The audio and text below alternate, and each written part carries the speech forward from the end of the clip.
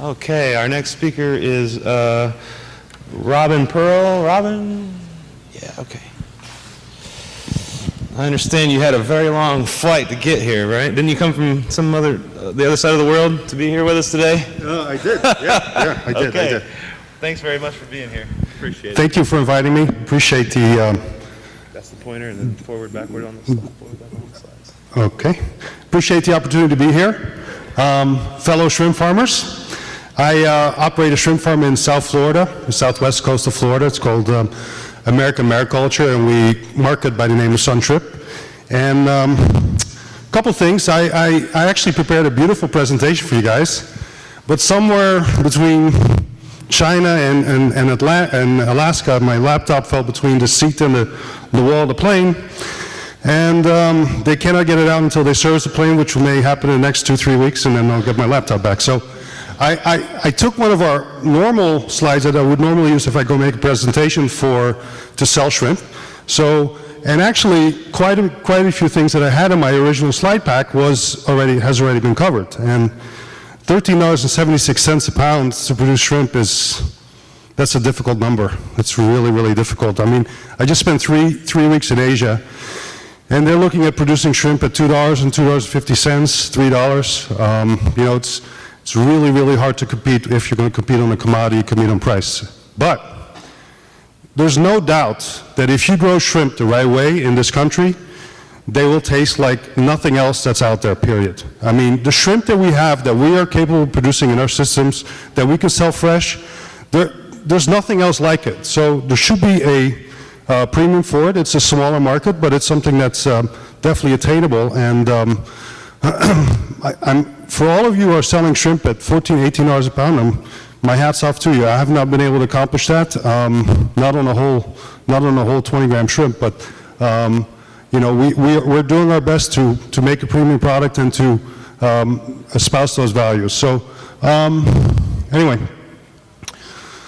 so the questions that apply to you guys as far as shrimp farmers goes is how much you have, you know, how often are you harvesting, and what form are you going to harvesting. If you're a small-scale producer, you likely do not have processing capability, which adds a whole other level of complexity and licenses and things. So it kind of limits on where you can sell your product, because in order to sell to the retailers or to sell to the larger chains, et cetera, and so on, they would require HACCP, and they would require certified processing facilities, et cetera, and so on. So if you don't have those capabilities, or you don't have the volume to justify that, then you're going to be doing the farm gate sales, you're going to be doing the local markets. And what I would recommend is you go get a list of restaurants, go to the white tablecloth guys, because those chefs will value your product. As difficult as our industry is, restaurant industry is really, really tough. And when a chef has something that's truly unique and much better, he's going to value that.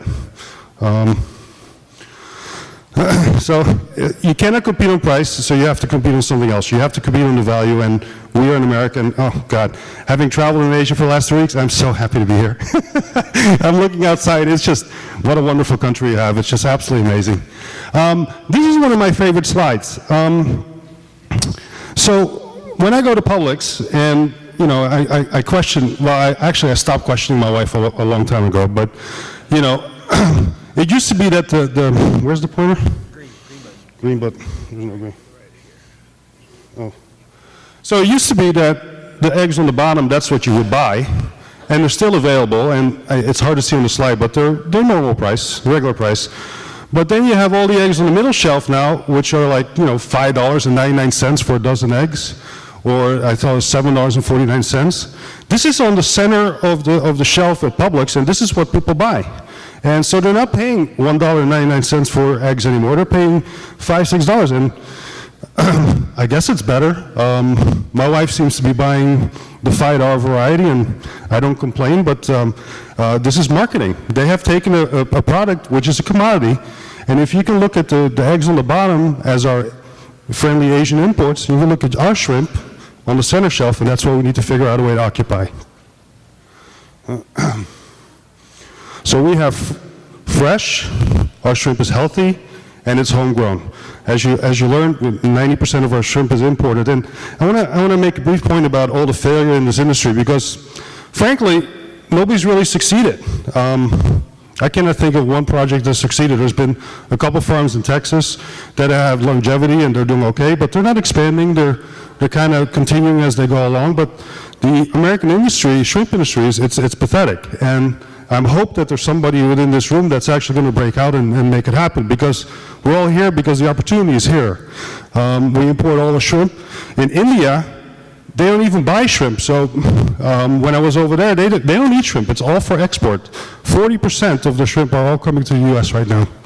So by having a U.S. product made here in the United States and high quality, without any of the chemicals, and if you would know the things that they do to shrimp over there, as far as processing goes, as far as they soak them for a couple of days in some chemicals that make them gain weight, and the stuff that happens is just absolutely incredible. So we have a much better product. And one of my favorite examples is always if you go to your local Kroger and there's a big sign that says, you know, chicken breast 99 cents from China, people are not going to buy it. You know, people want to buy an American chicken. They want to buy American meat. They're not going to buy Chinese chicken. Well, they're buying Chinese shrimp. Or actually they're not, because China is eating everything that they're getting. But that's a whole other point. But the point is that the Asian, if the U.S. consumer has a choice to buy an American product, they would prefer to do that. So when I'm marketing, I say fresh is better than frozen. And that's because I'm biased, because I have a fresh product. The truth of the matter is that if frozen, there's nothing wrong with frozen. It's just that the stuff that we get has been frozen and defrosted 4, 5, 6, 7, 8 times before it gets here, and that's why it's lost all its flavor, all its natural juice. So people perceive fresh to be better. People perceive fresh to be better quality, et cetera, and so on. So use it. The fact that you have an indoor system should allow you to grow year-round, which is it's a big advantage to be able, especially get like a group of restaurants, let's say 30 restaurants in your local area, that you start shipping to on a regular basis, and they can put you on the menu as a fixed item. That's very, very important to them. From our particular location, we have a contract with UPS, and we can ship to any restaurant across the country by 10:30 the next day, and it costs $2 a pound to do that. And we have quite a few very high-end restaurants that are doing that, but you know, there's tens of thousands of restaurants, so there's no limit to what can be done. Deep chill. So, you know, we don't use, and I assume you guys don't either, don't use any chemicals, any antibiotics, any medicines, any preservatives, any this, and you don't use it, you don't need to, you don't want to. You need to ensure that the product that you sell is of the highest quality. Nothing can be worse than sending out a shrimp that's not of the right quality, and you know, it will take one bad shrimp with one bad person, and you're not in the shrimp business anymore. So you got to make sure that you sell only really, really good shrimp. And when you process it, or when you harvest it, you better make sure that you really treat that shrimp well.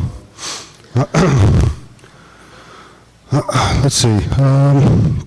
Again, this is my normal slide I would give to a customer when I want to sell to them, et cetera, and so on, and you guys can use exactly the same things. But the fact that we don't have a negative impact on the environment, the fact that it's a sustainable seafood, shrimp is one of the best proteins out there because 60% of the animal is meat. You know, if you go to the other animal sources, and it's what is it, 30% on beef, and shrimp is extremely efficient animal, and if you get your 1.2, 1.4 feed conversion ratio, it's a very efficient animal to grow. Okay, so this is probably the most important slide for you guys that are operating right now. Use ice. Ice. When you harvest, make sure you have plenty of ice and extra ice. Make a brine slurry. If you have extra salt, make it the temperature below, make it like 28 or minus 2-3 degrees Celsius. It will immediately kill the shrimp, and it also preserve the flavor and really preserve the animal and minimize bacteria growth. Change the ice. Don't let them sit in water because the the juices flowing out of the head, et cetera, and so on. It's all bacteria, and you want to keep it as nice and dry, as cold as possible. Cannot overemphasize this. If you want to sell to commercial places, you would need to have a processing plant. There's some along the Texas and the Louisiana coasts, but inside here, I'm not sure if there are, but again, for most of you on the small scale, it doesn't make sense to do this. And you will not be able to sell to the larger places unless you go through this process. This is a package that we produced. Again, we're all about marketing, and it's usually important to establish a brand name for your product and really differentiate it. The picture that I showed before where it had the Asian shrimp for $8 and then your shrimp for 18 and the other ones, it didn't really convey the message. I mean, the customer says, wow, that shrimp's really expensive, and you need to find a way to really differentiate your product, and it can't just be laying side by side, because the stuff from Asia looks good. It doesn't look bad. It just doesn't taste good. So you need to find a way to differentiate it. This is a package we did with Costco, and the biggest problem we have with Costco is that we don't have enough shrimp. They put our shrimp in at, these were 2630 tails. They put them in, I think, at $12.99 a pound. They put them next to their regular frozen tigers, or Thai shrimp at, these were like U15s and U12s at same price, $12, $13 a pound, and people were buying ours like crazy. Again, the biggest problem we had with Costco was that we didn't have enough supply. So, funny story about Costco. And this is another thing I should mention is, you know, there's a lot of emphasis about size. The bigger shrimp you grow, the better off you will be. It's easier to sell a larger shrimp than a smaller shrimp, but it's not the end-all be-all. When we first started selling at Costco, it was the main buyer says, well, how big are they? Because they want big shrimp. He says, look, they're not that large. He says, well, you know, we're not that interested because we need big shrimp. And I said, well, let me send you a sample. And the guy calls us back the next day. He says, okay, how soon can we get it and how many can we get? And I said, oh, okay. I was kind of surprised by that. And I said, well, you know, we're ramping up, we're doing this and that. He says, okay, well, we want it all. I said, what happened with the size concern? And he says, we have forgotten what a fresh shrimp tastes like. And that was really what sold them. And, you know, they love the product. So, let's see. It's a little picture of our farm. Again, we're on the west coast of Florida. We're fully integrated. We had to, farm is 5 years old now.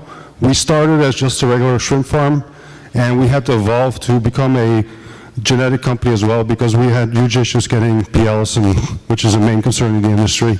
And as a result, today we're actually one of the few PL suppliers in this country, and we're one of the main suppliers of broodstock to the world because we've actually developed a shrimp that's surviving, that's very hardy. It's called API. And one of the reasons why I went to Asia, and this year we have maybe 40% of the market in China is the shrimp that are grown will be from our parent stocks that we've shipped here from the United States. So it's pretty cool, pretty cool. So that's it. I don't know, is there any? Oh, organic. So this is not my first time doing this. I did this, I started a company called Ocean Boy Farms about 20 years ago. And the big thing at that point was to do organic shrimp, which we qualified for the organic standard. Today there's still no formal organic standard in the United States. We are, you know, certainly feel that we will qualify them in it one passes.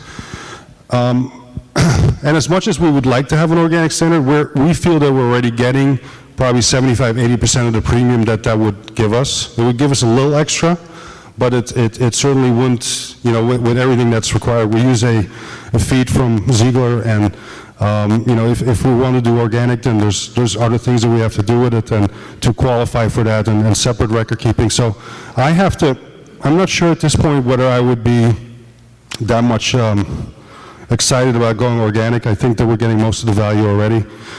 Because we just have a natural, clean, good shrimp, and that's grown sustainable in the United States. And, you know, I get a regular phone call from Whole Foods. They want us to supply them with shrimp. And they have this whole elaborate contract and basically questionnaire that you have to fill out. And one of the things is they want to have a European company come in and audit to make sure that you don't have slave labor, and make sure that you don't destroy the mangroves, and make sure that you don't use prohibited chemicals. And I always keep telling us, look, we're in the United States. We have OSHA, we have EPA, we have Fish and Wildlife, we have Water Management. We have a lot of agencies looking at us. We can't get away with those things in this country. And why do I have to pay $30,000, $40,000 for you to certify me to sell to Whole Foods? And I said, if you want to waive it, we'll be more than happy to sell to you guys. But that's been an ongoing thing for the last 3 years. But anyway, I think organic will be great if it can be passed. I certainly think that we would meet those standards when they come out. But it's like we just move on because life's too short to wait on them to go put those things in there. So, not sure if that was the answer you're looking for, but it's reality. I like to give blunt. I do this every single day, and there's certain things you want to worry about, and certain things you're like, okay, fight another day. So, yes, sir. So our farm is set to produce about 750,000 pounds a year. Again, when we built it, it was supposed to be, this is the first phase. When we started doing that, we ran into, after about basically 6-8 months of operation, we started running into significant survival issues, going from 70-80% down to 15 or 20% on a completely unsustainable level. And that's when we said, okay, we need to figure out what's wrong. Since we were a new farm, we had to figure out what it was. It took a while, but learned that it was genetics. And then we decided to put all our efforts into a genetic program, which we've done. We were all set to go back to full production a year ago, and then we got hit by the hurricane. But right now we're pretty much back into full production. So we hope to expand next year, and we now have shrimp that live and grow, which is an assumption you make when you do your business plan, but it's not it's a risky assumption because there's a lot of variability. There's a lot of it's not a certain thing, and we hope to expand next year and take it at least 5 to 10 million pounds next year. So.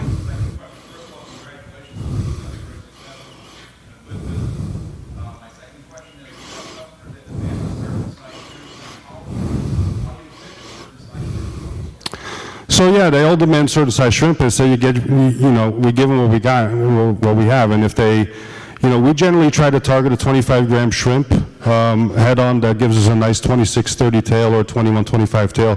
When you get into higher volumes, especially in the United States, they do not want whole shrimp. The restaurants will take whole shrimp, but the retailers will not. Very limited shelf life, and yeah, it's just the American consumer. They prefer to have ready to fix, ready to prepare shrimp. So when you're getting into larger volumes, you're dealing with those tails.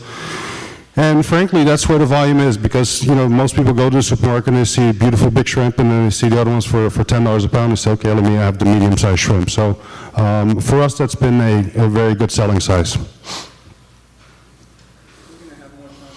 Okay. Sure, no problem. Thank you. Appreciate it. Thanks very much. Thank you.